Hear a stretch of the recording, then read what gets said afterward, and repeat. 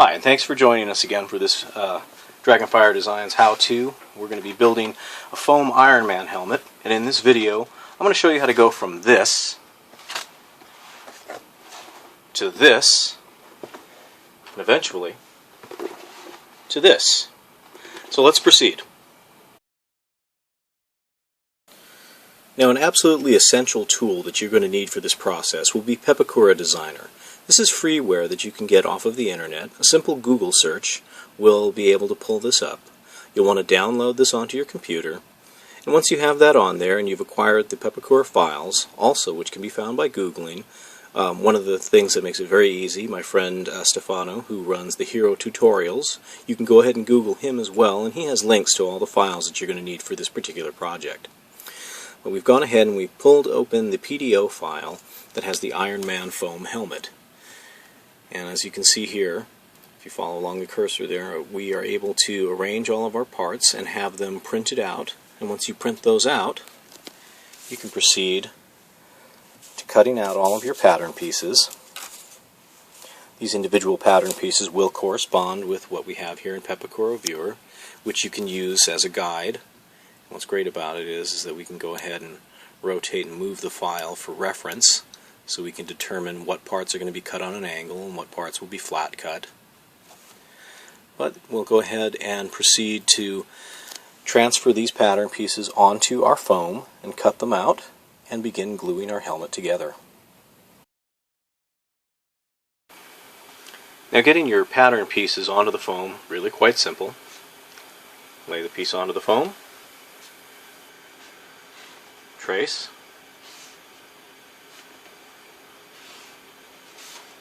and then cut. We're going to go ahead and use our tools for cutting. Very simple.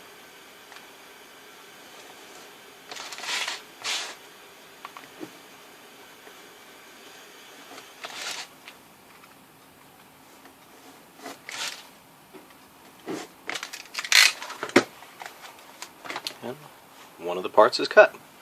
We're going to go ahead and do this to get all of our pieces. Some of the pieces will have to have a bevel put on them. In order to get the bevel, I use this tool here. It is a X-Acto brand mat cutting tool that already has it set at a bevel. This gives you the correct angle that you're going to need. Very easy to use. Take a look here. We've got a standard straight up and down cut. We use this piece here. Now we can get a nice bevel cut, and this will give us our parts that have to be joined at angles. So you want to take a look into getting one of these here. Very useful, saves you a lot of time and effort. You can freehand those types of cuts. If you have a very good control with your X-Acto blade, you can achieve the same results, but if you don't want to be worried about that, go ahead and invest in one of these. It's only about $13.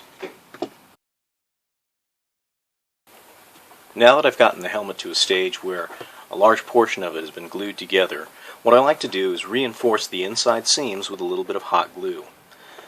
This is a good time to do this because I can still get into the helmet without any difficulty. So I'm going to go ahead and heat up the hot glue gun and just run a bead along all of the inside seams where all the different pieces have been joined. That's going to strengthen and reinforce the interior of the helmet and prevent things from tearing when they're under stress.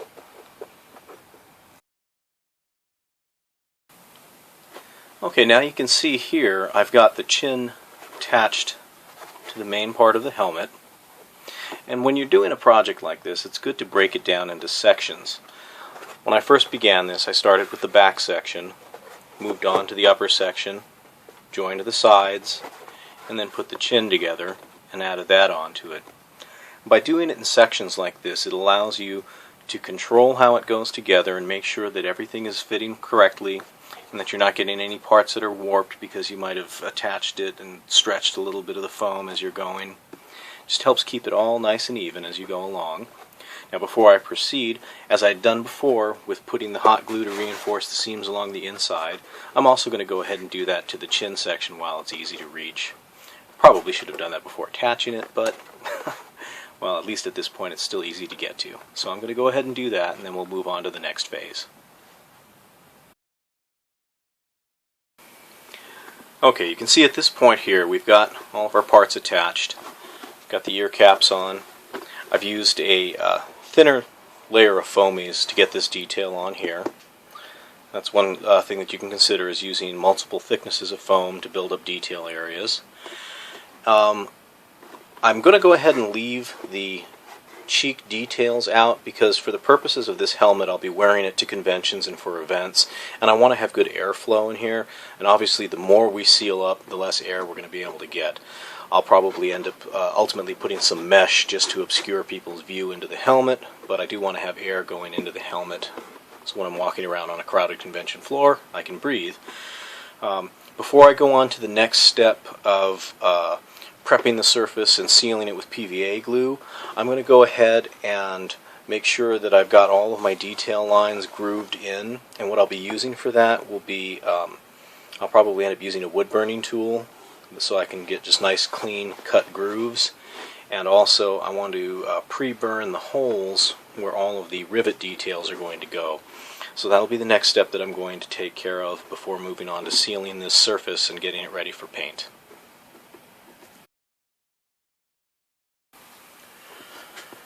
You'll see here, using a simple wood burning tool, got the tip heated up, and I'm running it along my detail areas here and burning a decent ridge in.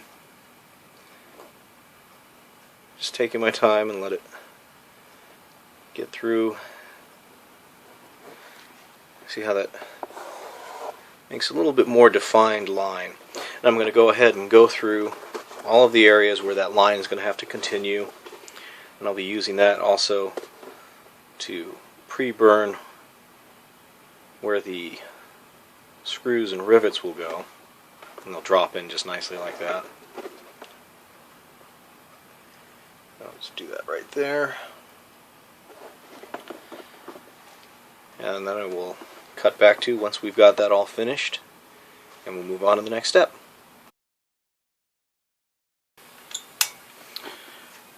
Okay, we've got all of our details grooved in. The holes have all been pre-burned for where the screws and rivets will go. So that concludes the construction portion. In our next video we're going to cover how to prep it and paint it.